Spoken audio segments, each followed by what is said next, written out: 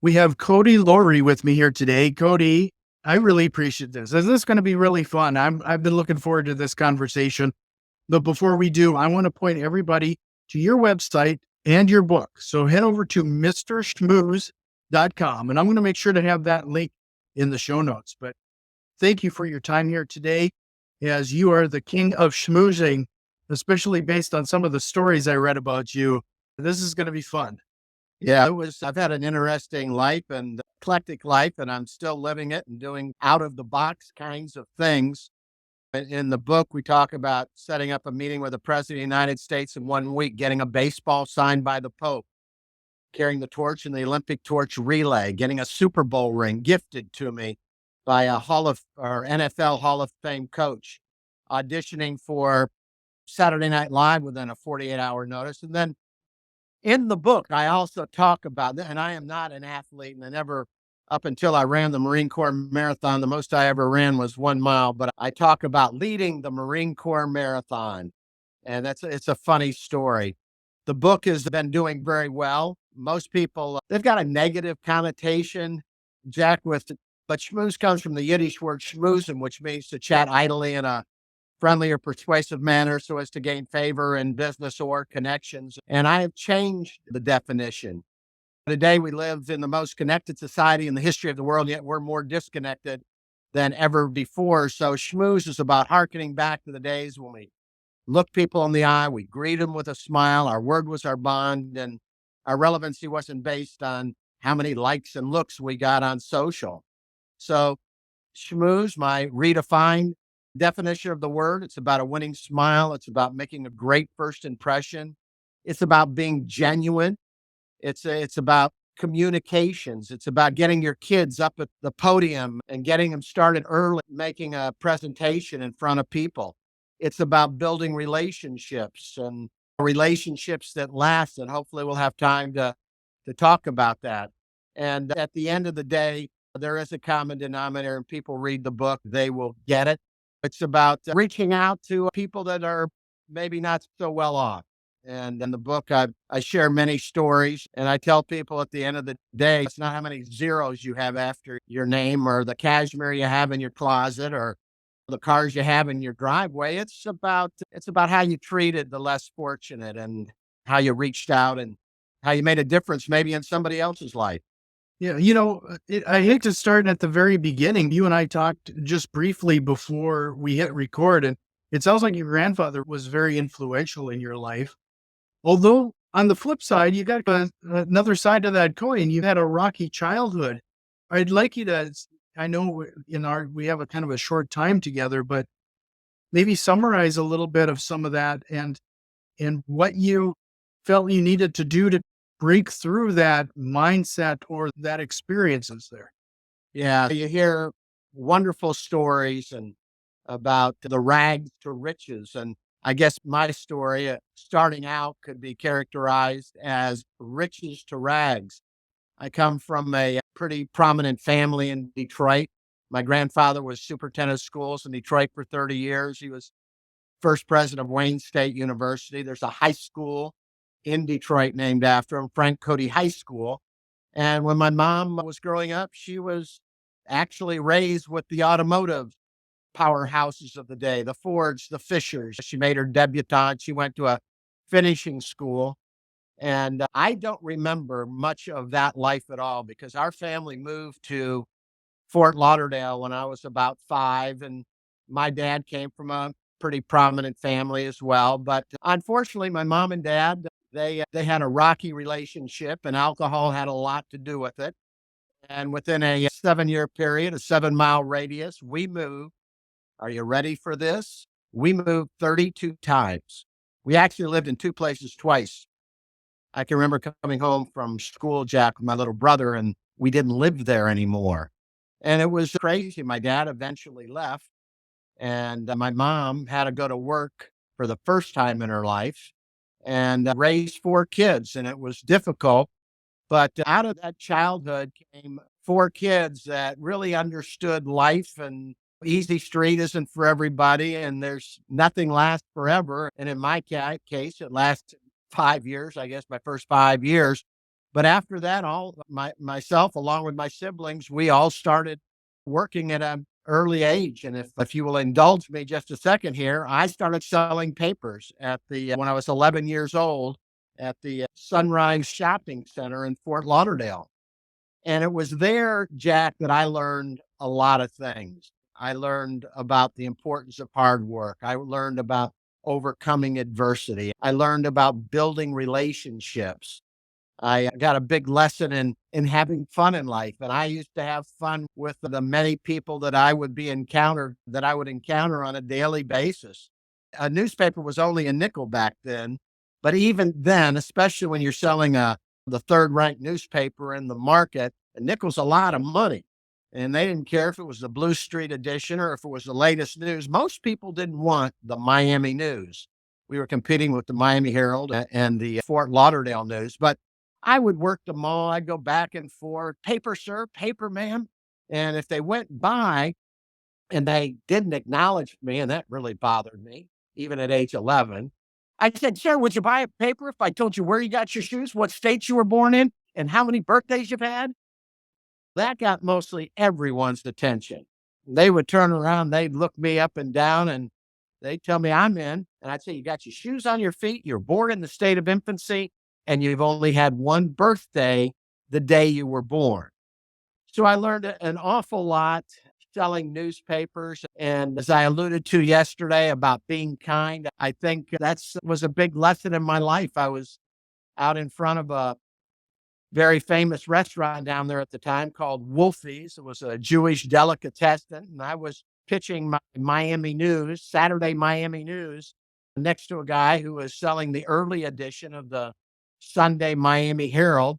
Any of your viewers or listeners out there know that the Miami Herald at the time was bigger than the New York Times. And this guy was selling the Sunday Miami Herald, and I was selling the Miami News, the Saturday Miami News. And so I wasn't doing so well. It was late. It was about 6:30, and I had sold papers all the whole day, and I was getting very tired. And I had gone to Wolfie's because I thought it would be a good place to sell my last 12 papers of the day. I never wanted to leave home until I had all my papers sold. So I was out there pitching for about 30 minutes. It must have been funny watching most people, their reactions, because I had no chance of selling Miami News based on what I told you. So I was just about ready to give up. And all of a sudden, this guy comes blowing out of the restaurant. And I immediately pitch him Miami News, Miami News. And he can't move away from me fast enough, Jack. And I get up and I start running towards him. I said, sir, would you buy a paper if I told you where you got your shoes, what state you're born in, how many birthdays you've had? He turned around so abruptly, I thought he was going to hit me. And then he looked down at me, and I must have been a sore sight. Looked like the Artful Dodger who needed a good haircut, a bath. I had paper ink all over me. And in a voice and a tone that didn't match his immediate reaction, he said, son, how many papers do you have left? And I said, sir, I have 12 papers left. He said, that's exactly how many I want. And then I want you to go home. So, yes, I did learn a lot of lessons selling newspapers and being kind and reaching out and understanding that everybody now and then needs a little lift one way or the other. There's my favorite proverb is a Japanese one: fall down 7 times, get up 8. And Jack, we've all had adversity in our life. Nobody gets a hall pass. And I believe that. And I've experienced in my life various setbacks and got back on the main track by staying in the game and understanding that failure along with success can be temporary. Cody, one of the things that you said early on there is regarding our new society where we're in this disconnected world. We're the most connected we've ever been, but we don't have that face to face, those experiences like you talk about in your book. Can you talk a little bit about how some people could get comfortable in schmoozing the way you are? Because this is going to be a kind of a mindset shift for a lot of people. Yeah, I just did a big keynote speech in Orlando and for a national company. And I'll tell you that they were an investment group, unlike yours. They were in stocks and bonds and equities, that kind of stuff. But boy, I'll tell you what, they're walking around there with their chin in their chest. I talked about the art of schmoozing and a winning smile and how important that is to get that chin out of your chest and start being a little more open. And one of the topics that I hit on, and I think is very relevant to your audience and listeners, is what I call the secret sauce. And it's about building relationships. I had a marketing firm for 30 years, and then I went on to be president of a regional advertising agency. And we've got clients on the books that we've had for over 30 years. And I owe much of that to the secret sauce and building relationship, again, getting the client to trust you and never letting them down. And the most important one is building that relationship. And it's not something that's going to take us, in most cases, a long time to do. And I tell people that when you meet somebody for the first time, in the first 60 seconds, they're already making a value judgment about you, whether they like you, they don't like you, whether they want to do business with you or they don't want to do business with you. And I've got a story on how I picked up a multi million dollar account. And I didn't even know I was going to have an opportunity. I got real quick. I got a call from a Toyota dealer up in Charlotte, North Carolina. In my business, we did a lot of automotive, and we represented what they call tier two dealers, and that is groups of dealers, like dealers who join together for marketing and advertising. So I get a call from this gentleman, and he wants me to come up to their meeting. They're having a dinner, and he wants to introduce me to their Toyota dealers. Of course, I'll be there. The Grove Park Inn, very nice place. Never been there, and so I fly up there, and I get in there and go up to the room. Come on down. They've already started. I was a little late. And I start meeting 12 of these Toyota dealers. And one of the things that I talk about in the book, it's about building that relationship early. In our very brief discussion, I wanted to know a little bit about you, Jack, and your background and maybe some things that we have in common. That evening, I went in, it was cocktail hour, and I didn't make it to all of the dealers, but I would say that 8 or 10 of them, I had a good conversation with them. I knew where their dealerships was, how long they've been in the business, how they got started.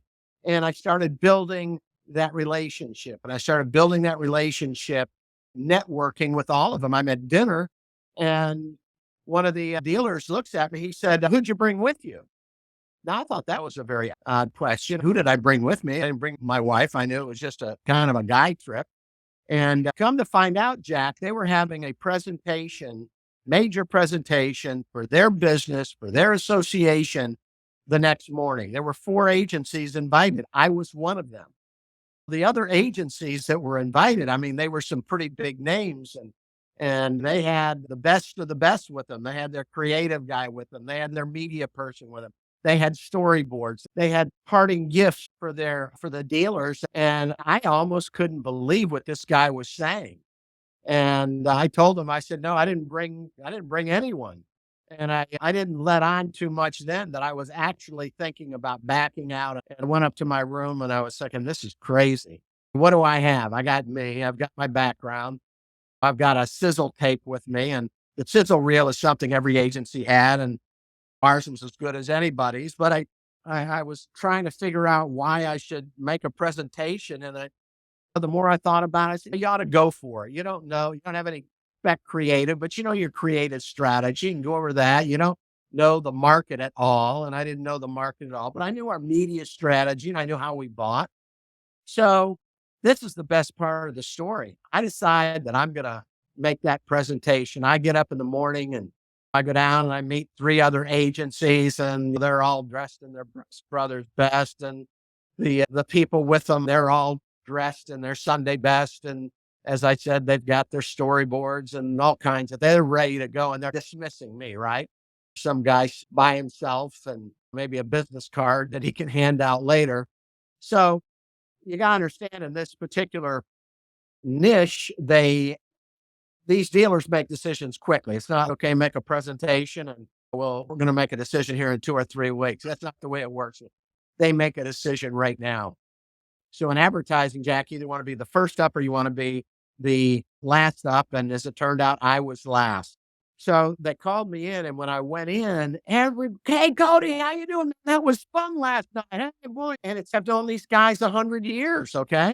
And I had just met them the night before, but I did make connect myself with almost all of them, and so they knew who I was, and I had an opportunity to network and to mingle and schmooze and all those kinds of things. And so I made my presentation. And again, I was up there by myself. I did have my video with me. So I showed my sizzle reel. And when I was done, they gave me a big applause. And now I went out in the lobby, kicked the tires, and talked to some of the other agency people. And about 40 minutes later, one of the dealers comes out. He said, Cody would like to see you. And I thought maybe I didn't explain something right or what have you. So I go into the room, they close the door, and they all get up and they give me a standing ovation. I won that business. And I won the business because I understood how you build relationships, and you build them within the first 60 seconds that you meet somebody. When I go in and I talk to a new CEO or a new prospective client, I know more about that particular person than my competition. I know the college he went to. I know the charities he belongs to. I knew the clubs in town he belongs to. I know a lot about that person. And I also know something that almost always works for me. It's a tactic that I would suggest your listeners do as well. Ask them how they got started in the business. My gosh, sit back because you're going to be there for a long time. Because very successful people, they're very proud of where they've been and where they came from. And they're always willing to share that. I would say that with the people that are the basic core of the people that are listening in, if I've got it right, and viewing in, they've got to deal with bankers and they've got to deal with investors and they've got to how do you approach those people? Is there somebody in your market that could really make a difference for your company in 2023? What are you doing about it? You got to really build those relationships. And then the other two legs of that three-legged stool is trust. You, there are no white lies. Everything is transparent, especially in today's market. And then you never let them down. That's the third leg. I'm still doing business with clients I've had for 30 years, and I'm still their blankie. And if they call me on Sunday, I pick up the phone and I talk to them because I know how important that is to them. And so I think that answered your question. Yeah, that was great, Cody. And I just want to remind everybody to check out Cody's website and book. Head over to mrschmooze.com for more information there. Like I said, I'll make sure to have that link as clickable in the show notes. But one of the things that I wanted to call out, Cody, and we're going to be pretty timely regarding this. We know that Elon Musk just bought Twitter, and there's a shakeup going on right there. But Who's Elon Musk? Who's Elon Musk? No, I got you. One of the things that he just tweeted that I just called it up on the screen because what you just said reminded me of this.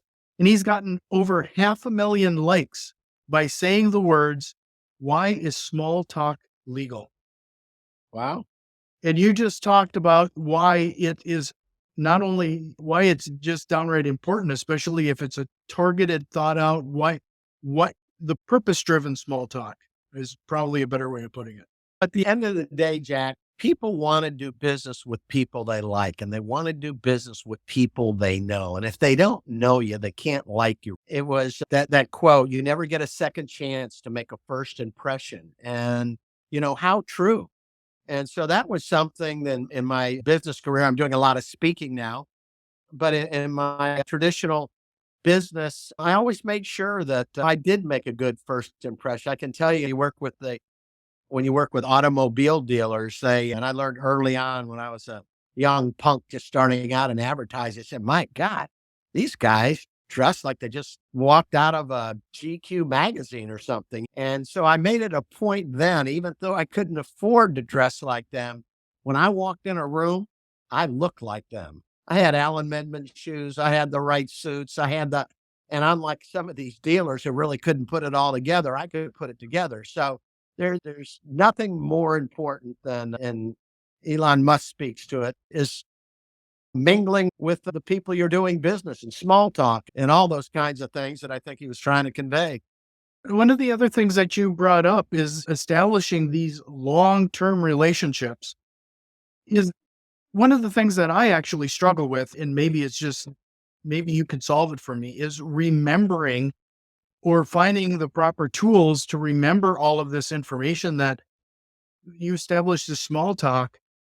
Then down the road, it's important to remember some of these details. Is there some tricks or strategies that you use to keep track of it all? I don't know of any tricks, but I would encourage people. And if they're into audio, they can download my book.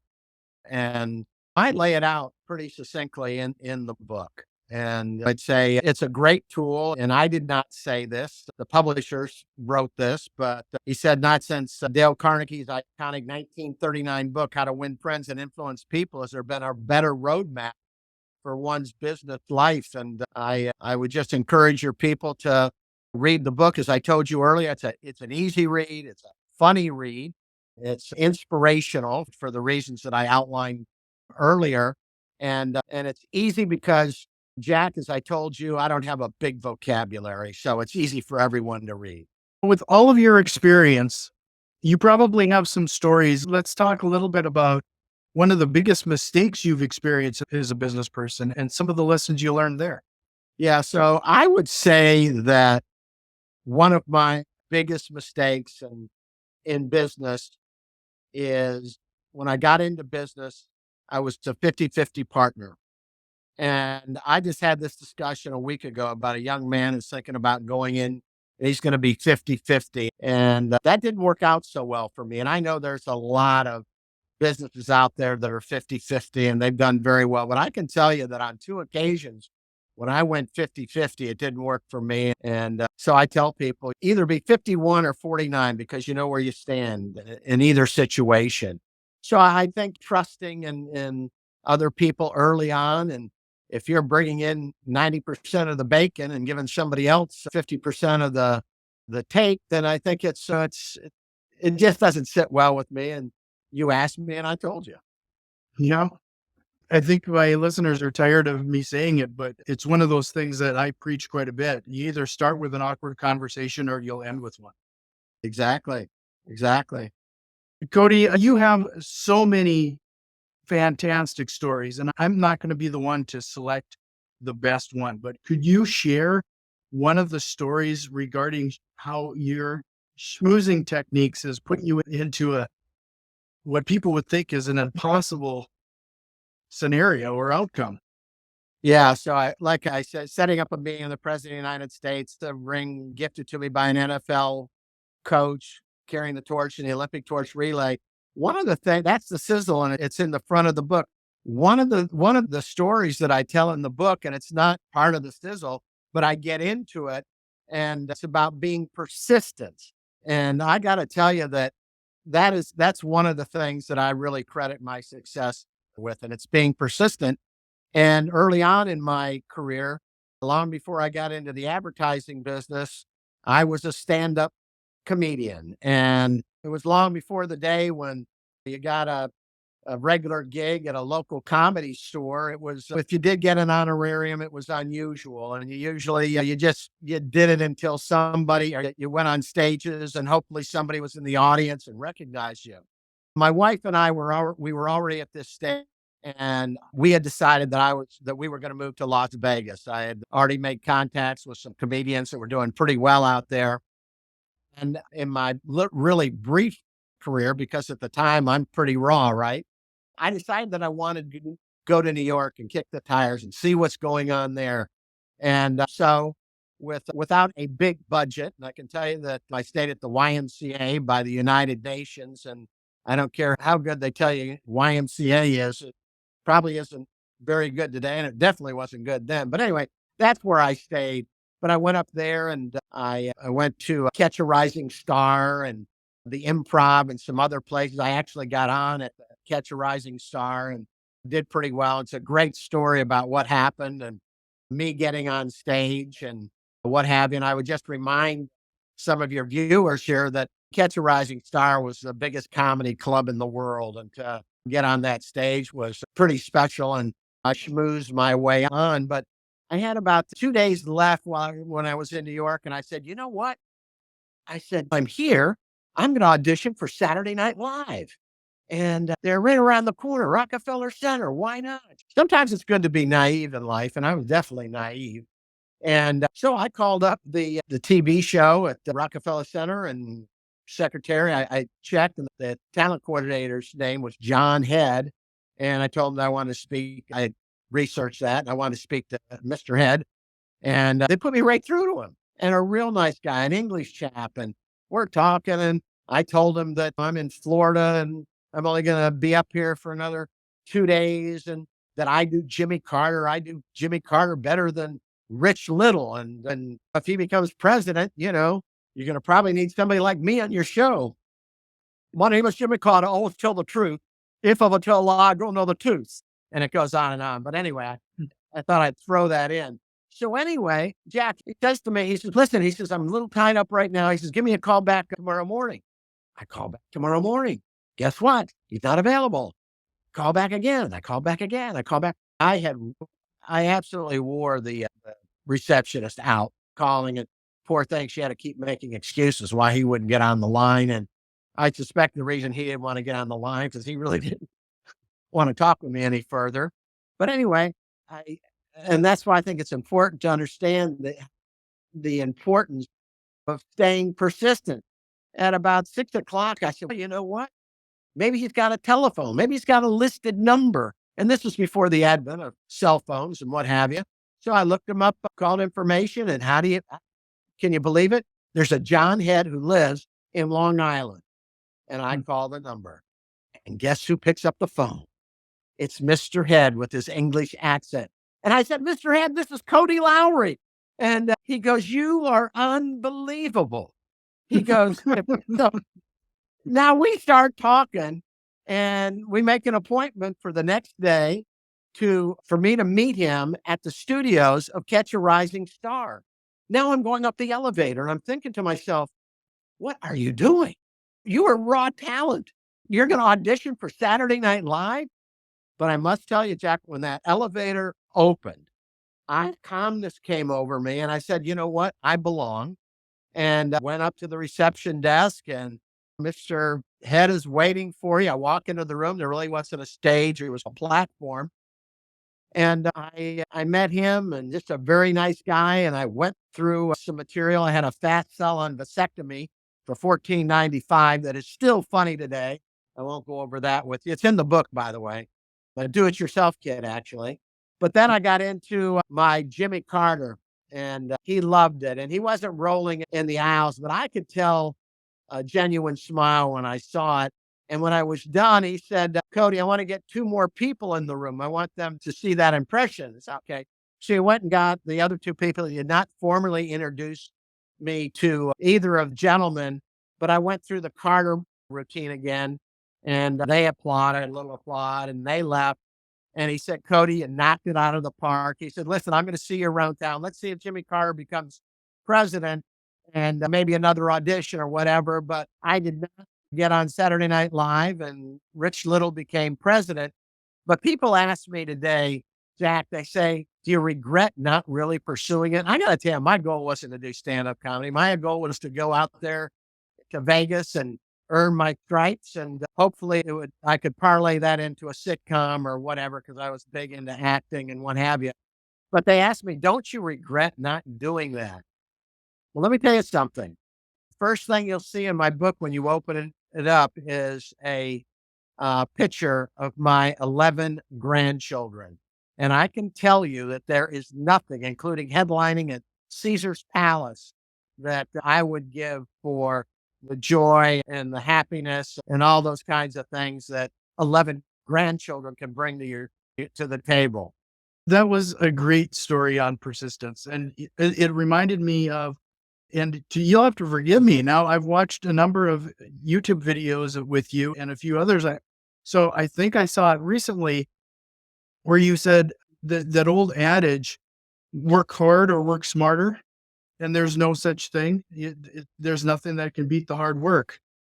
Yeah. And again, I learned that selling newspapers. At the end of the day, 23 is going to be a little more difficult, but there's no reason why people in business can't actually have a better year unless it just completely collapses, which I don't think is going to happen. And I won't get into my reasons for that. But I don't believe working smart is given, huh? I think working hard, if you look at the people that have really done well in life. And I'm thinking about some of your viewers, listeners. They've built businesses and they'd be successful businesses. They'd be the first to tell you, yeah, they work smart, but they worked hard. And if you're gonna compete at the highest level and be part of that creme de la creme, hard work is the number one common denominator that I have seen throughout the very successful people I've encountered. I have a couple last questions for you here, Cody. But before I get into them, I want to remind everybody one more time, MrSchmooze.com. And I'll make sure to have that link in the show notes. But Cody, you have had such a varied life with so many experiences.